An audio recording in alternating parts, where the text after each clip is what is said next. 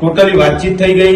એમાં જે કોઈ પણ પ્રશ્ન હતા એની વિગતવાર ચર્ચા થઈ ગઈ અને સાંથલ ગામના વિકાસની પણ વાત થઈ ગઈ અને ટોટલી રીતે થઈ ગઈ. પણ જો કદાચ એ મેસેજથી ભુવાજીનું દિલ દુભાયું હોય તો હું ફ્રેન્ડલી સોરી માંગુ છું અને સાંથલ ગામના વિકાસની અંદર જે પણ કોઈ કાર્ય હશે એમાં સાથ અને સહકાર આપી અને વિકાસના કાર્ય કરીશું અને ગામની ઉન્નતિ અને જન્નતી બે વિચારીશું અને એવી રીતે બંને મળી અને ગામનો સહકાર લઈ અને મા શીતળાનું મંદિર પૂર્ણ કરશું એવું હું ભુવાજીના સાથ સહકારનો વચન આપું છું.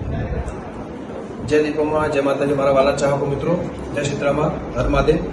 મિત્રો, અમારા ઉપેશભાઈ પટેલ અને હું છું ગમન સાંથલ, જે અમારો 4-5 દિવસ પહેલા ટૂંક સમય પહેલા જે મારો વિડીયો અને ભાઈનું જે પોસ્ટર હતું અને જે મેસેજ ફરતો કર્યો હતો એનું સમાધાન થઈ ગયું ઝઘડાનું.